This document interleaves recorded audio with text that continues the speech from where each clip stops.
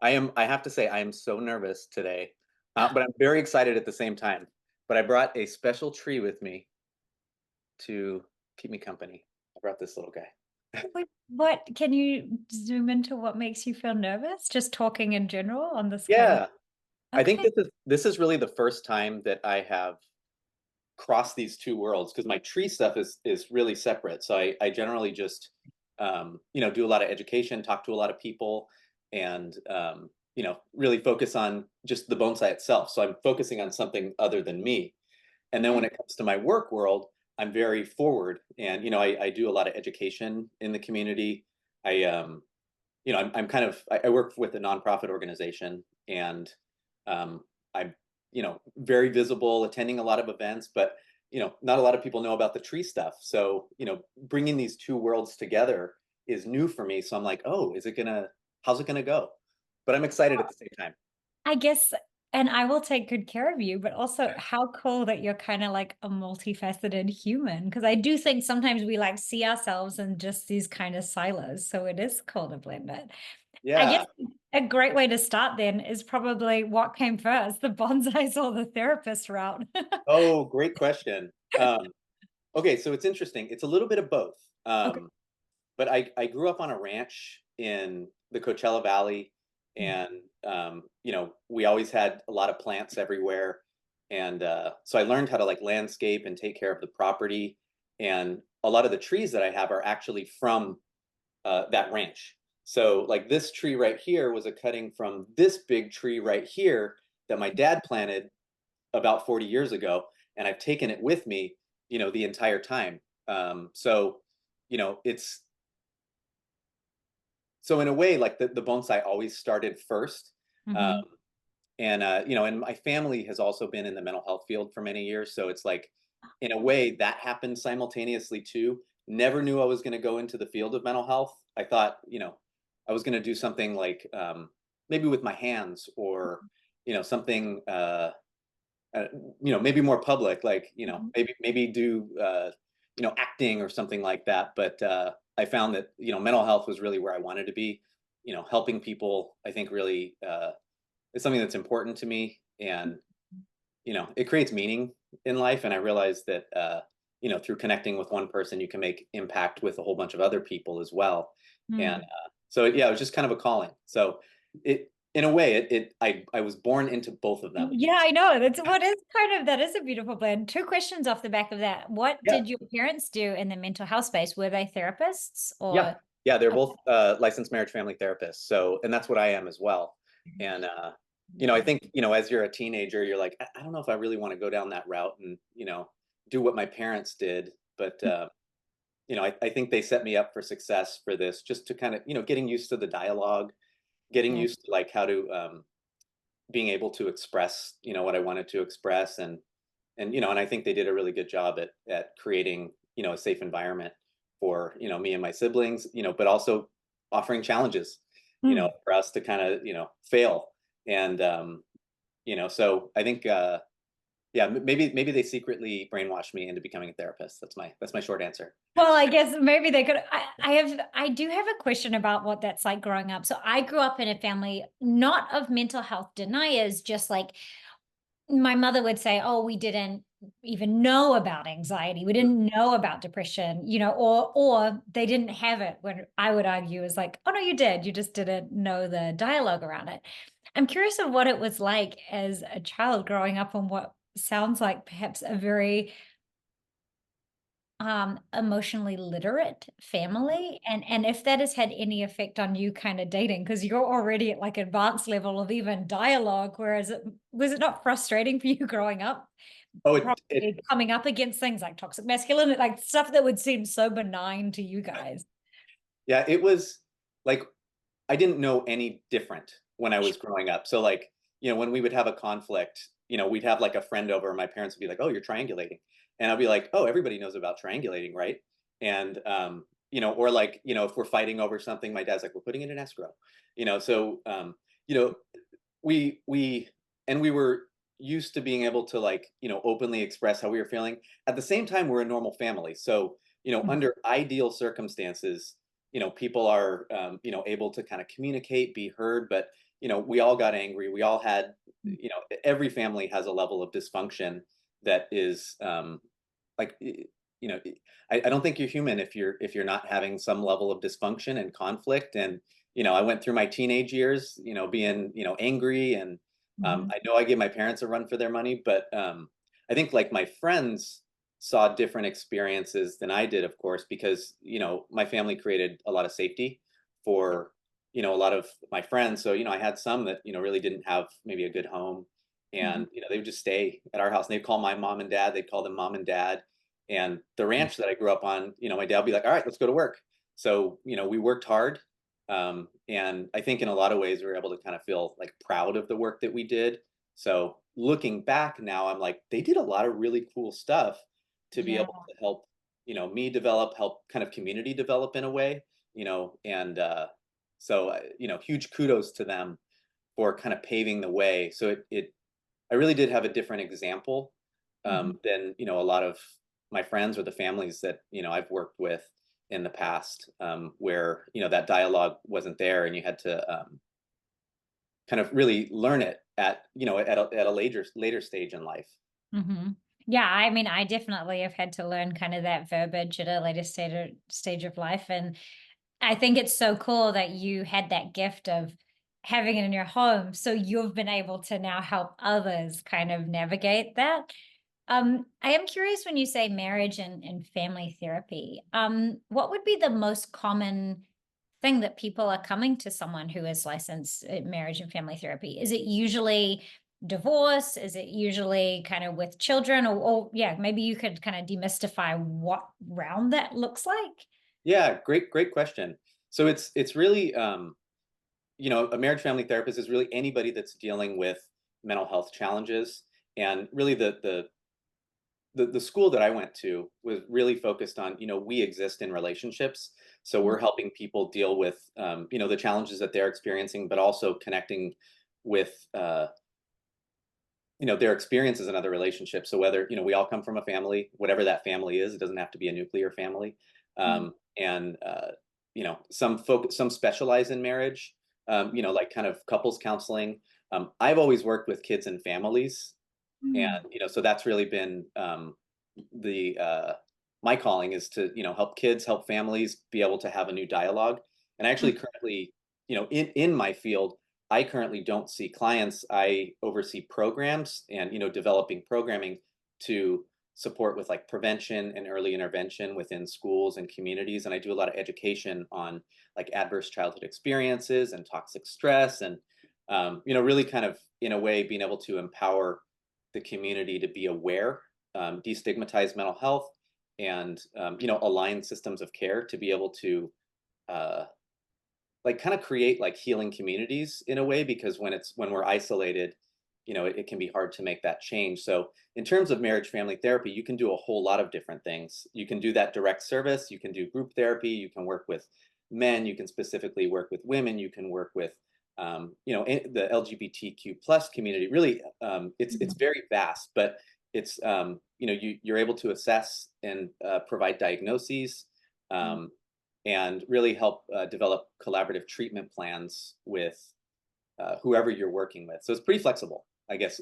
People call us counselors. That's the Now, short end of it. my brain is going a million miles, and the most prominent question that is triggering me to ask is how difficult, or maybe it's easier, is it working with children? Because I imagine maybe the language isn't there or the maturity might not be there, but maybe there's more honesty. Or yeah, could you just like maybe zoom into what that's like? Because yeah, my feeling would be if you're, counseling a child, like, and this sounds so generational, but what would they know? Or maybe just, they don't really have a scope, or perhaps that's my ignorance. Do you mind speaking to that?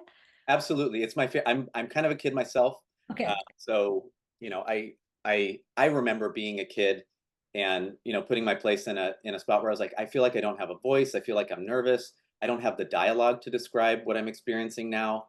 I was a pretty anxious kid.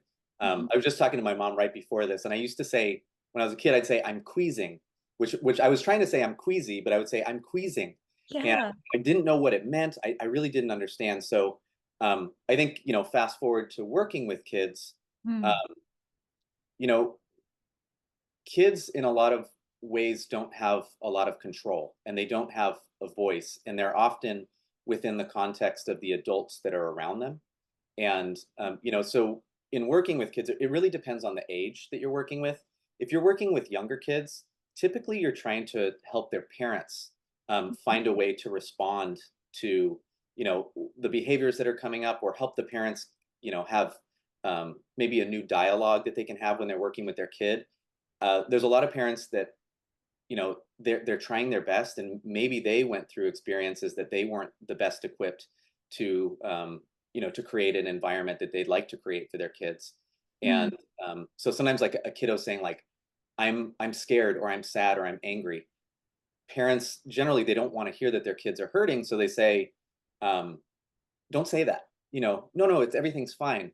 And so working with parents and helping them understand, by validating, acknowledging, and holding space for those feelings, you're able to allow those kids to express it, and then begin to process through it in a way where they can start to make sense of it, and feel safe with you, so they feel heard.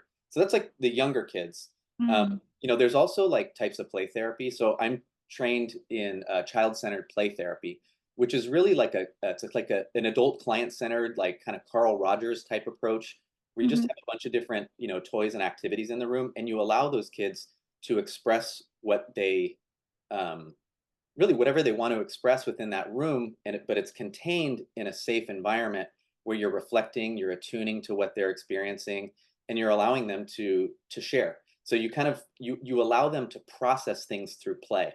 So you notice, like, kids that have been through a lot of challenges, oftentimes when they're playing, it might be like aggressive, or they'll repeat what they're seeing in that room.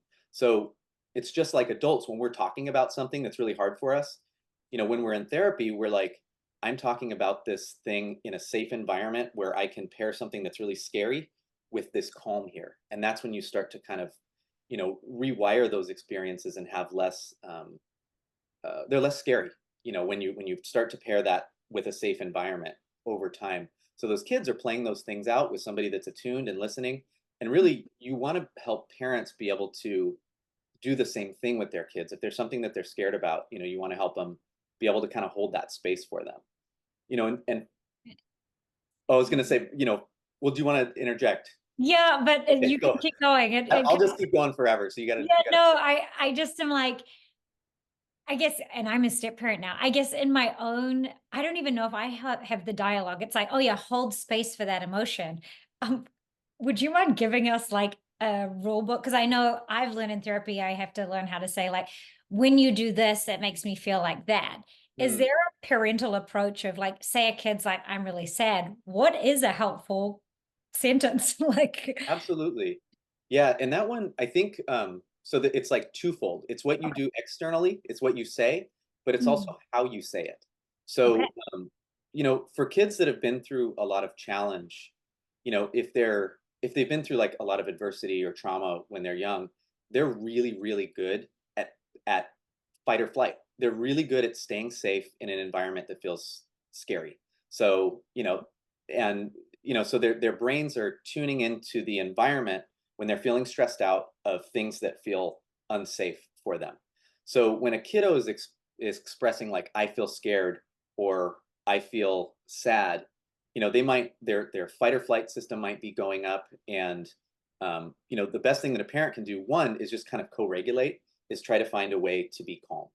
And co-regulation is huge, because sometimes you say the wrong things, but as long as you have the right intention, yeah, that goes a long way, because the nonverbal pieces that parents are able to convey go a long way. Another thing that you can say is, you can just acknowledge the feeling that they had. So if they say, I feel really angry, it's, you are so angry right now. And the moment you do that, a lot of kids will be like, you just like, you heard me. mm, um, and or it's like, I feel really scared. It's, you feel really scared right now, tell me what that's about. Sometimes kids are so dysregulated where they're unable to, like, continue to go down that pathway. mm, But you're just kind of pacing yourself, and you're remaining calm, being a safe base for that kid. So when they're ready to talk about it, you can help them do that in a way where you're keeping your stress levels low. you know Parents, they don't want their kids to hurt, And Mm, sometimes when the kids are talking about how they hurt, it's really stressful for parents. So I remember there was, in some instances, it's like, let's just try to respond differently right now. Let's just try to regulate. You don't even have to do anything. Just kind of bring your energy down and just listen and lean in mm, without, maybe going down the typical route. So it can be simple. There's tons of other tools that, mhm, you can talk about for like setting boundaries and stuff like that. But fundamentally, we just want to feel heard and validated because that tells us that we're important and we matter. mm, And kids need to know that they can be safe with their parents. So if their parent is chill and creates that safety for them, oftentimes that fight or flight system is going to go down where they can do more work and connect in different ways. mm. Love that. That's so good. Thank you. That's such a Yeah, good. I'm even just thinking in my own mind, my beautiful steps. I've like listened to he watched a scary movie and like, yeah. Yeah, I don't think I handled it very well because he was like scared a few days later. I'm like, oh, it's fine. Like totally dismissed like the fear. Yet, yeah, that was yeah. But but learning. I will say, like for stuff like that too, it's almost like, like you've seen like a kiddo gets hurt, Yeah. and sometimes it's the you'll notice that a kid might cry more when the parent is really concerned about what that kiddo's experiencing, and are like, "Oh my gosh, are you okay?" And then the kid will cry because they're like, "Oh my gosh, I'm scared." So sometimes it's like the flip side where it's like, I'm chill. It's okay. Like it's okay. So in a way, it's like it's finding a balance between those two worlds, and I'm sure you did a phenomenal job. Still learning, but yeah, it's so helpful to have that as kind of a playbook. I do want to talk about the bonsai stuff because I feel Absolutely. like okay, tell me what quantifies as a bonsai? Is it just a tiny tree or is it just a tree that's small? And yeah, help me explain. Is it a breed of tree? I really know nothing. Oh, this is my favorite. Well, mental health and trees are my two favorite topics. Fantastic. But And I feel like very similar. We all need watering and nurturing and sunlight. So it's the best metaphor yeah, for just kind of like nurturing and caring and growing. It does yeah. all the work for us. Um, but bonsai is it really just translates to tree in a pot. So it's a tree that's in a pot. Really it is an art form. So it originated in China as Penjing, which is like kind of like landscape planting of trees, like kind of really beautiful, like kind of trying to make a beautiful landscape in miniature. And Mhm. then it was adopted by Japan to, um, just really focus on the tree within that vessel, in that pot. You can make tons of, so many different types of species can be made into bonsai trees. So, for example, there's, all the trees that I have behind me are different species, and they are, you grow, you cultivate them, you design them over time, and you place them in a pot, really with the ultimate goal of mimicking the exact shape, size, well, not size, I guess the exact shape and proportions of a Mm, tree that you would find in nature that's a full size tree. So if you had like like a shrinking machine and you could shrink a larger tree and you put mhm. it in that little pot, that would be how you kind of the ideal shape, design, proportion of a bonsai tree. My God, they're so beautiful. Anyone who's just listening to the audio version of this, go check out YouTube so you can have a look at them. Um, now what is your clientele? Because you have a hugely popular page on Instagram.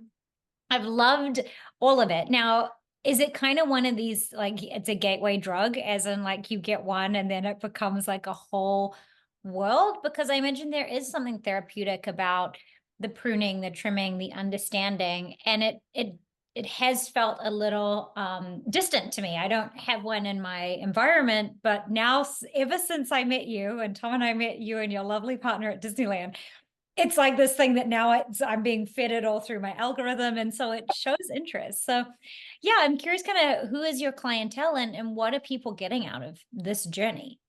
I love that question. Um, I think in terms of the people that kind of follow me on my Instagram, TikTok pages, they are really just interested in demystifying what bonsai is. So I love to teach things. I love to break things down in really simple forms. I think this is why I like to work with kids as well, because like, okay, how can we make this as simple as possible? Um, Mhm. but I like to get people into the art by, creating an entryway, going like it's not so hard. If you follow these couple steps, you can make your own. You don't have to buy something that costs thousands of dollars that's 300 years old. Go to the nursery, spend $10, and try. So I think that really entering into this art form is really about it's about growth. It's about learning from your failures Mm, and trying new strategies and then really feeling good about the process of it. When I started this, it was like 22 years ago, and I really was not great at it at all. If you saw my trees 22 years ago, you'd be like, I don't know if this guy's gonna make it. But it's something that I stuck with, mm, and I think through it, there have been so many benefits because, as just as creatures, us, we need to be in nature. And, there's a lot of spaces where, we don't necessarily have nature available to us, but through bonsai, you can kind of create a natural environment mm, within, a smaller space. I think that it is kind of like it does feel like an addiction because you're like, oh, I need more now because I worked this tree and I need to practice patience on this tree because I don't want to harm it. I want to find the balance to let it grow and kind of do its thing and regain energy. So I need another one. But through that, it's uh like I mean you growth, you're able to nurture something that's not yourself. You get outside of yourself, you get mm, out of your head. Like, getting ready for this podcast, I was like, I'm gonna bring a little tree with me because I've been able to like internalize trees as a safe place. So if I'm feeling like stressed out, if I'm gonna go give a presentation or do something that just is kind of new and I mm, feel nervous about it, I just like close my eyes and think about the design of a tree, or I think about my garden. And then so I when I'm in the garden I feel really calm, but now I can take that with me. And mm, so it's the people that I think are interested in kind of what I offer, they they want it to be broken down in a way that feels gentle, simple, and and they can do it too. It's like we don't have to um, be gatekeepers of this art form. It's all about spreading. I love spreading joy, teaching people. I was selling trees yesterday for the first time ever, and my wife was like, I think you should teach instead of sell trees because you were unselling your trees. You were saying, don't, no, no, don't buy this. Go make your own. It's way cheaper. You're going to learn a lot more. So anyway, that's my oh, that's my long. you could sell a course or something. We could come and we could like all bring one and you could teach us perhaps. That's a great. Well, it's so cool. Like, I'm learning a lot about alternative therapies and there does seem some like you mentioned before, patience, and that's something that I really struggle with. I'm very result oriented. And so, yeah, having something that's both healthy, good for me, has a creativity element, and exercises an element of patience is a really, you know, beautiful art form that I don't think I would have ever kind of paired with mental health. But as soon as you're saying that, you're like, yeah, there's this perfect marriage there. This is the best segue to how I wrap up the show. Okay. I ask all of my guests what their brain looks like. And it could look like a sea, a hamster wheel, a haunted house. I'm curious, and it's usually the first thought that you have. What does your brain look like if it was a scene? What a wonderful question.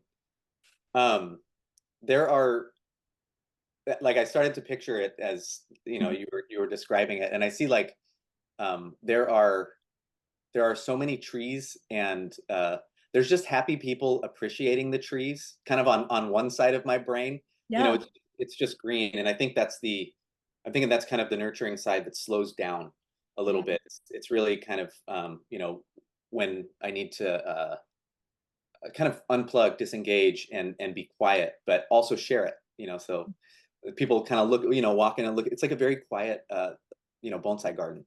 And then the other side is just like it's like Disneyland. It's just like fun, and people are. It's funny. I see other people inside my brain. We're social creatures, but it's people are feeling um, joyful. They're feeling hopeful. They're Mm. feeling worthy. They're feeling connected, Yeah. and um, and definitely there's like tons of stuff to just like go play. So that, yeah, that's I think that's my brain, kind of the two sides, that the fun, the nurturing, but and then the connectedness that kind of brings it all together. I will say what I love most about your brain is they both seem net positive, which is a really cool observation for myself. When most people describe there is a duality, but they're usually more light and dark. And I like that yours has, it's more like two varying energies. It's like rest and digest and like play and create, that's a really cool space. I love that for you. That's awesome. Great. Oh, thanks for the feedback. Yeah, I think I know we all have challenges. We all have those parts of ourselves and our brain that feel challenged. Um, Mm.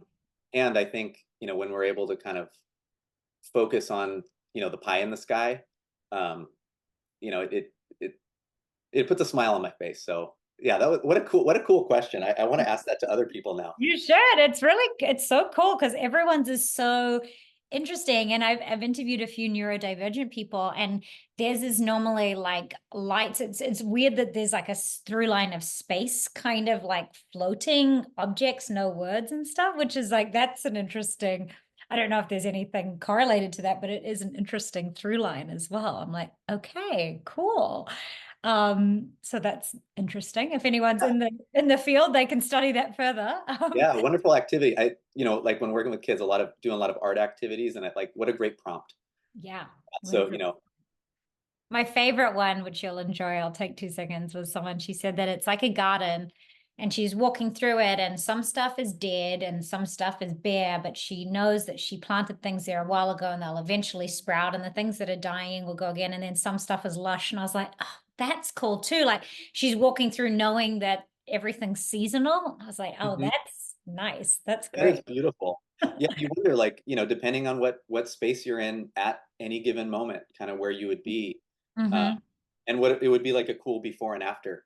Maybe after going through some type of journey, and Mm-hmm. seeing, and being able to pull those two images out, and see how they're different, how they contrast. Yeah, I love this. I'm Yeah, gonna good, great. So good. Now where can people find or follow you if they want to learn about this beautiful art form? How do they get in touch? You can follow me at Zane's Trees, so ZANESTREES, on Instagram, TikTok, and YouTube. I'm finally getting to YouTube and a little bit more long form videos, but Great. yeah, I'm easy to find, and and I'm happy to answer questions, and get people excited about this art, and find a way to take care of themselves. It's beautiful. Thank you so much. Thank you so much, Kim. This is so awesome. I'm so grateful for you, and sending good energy your way.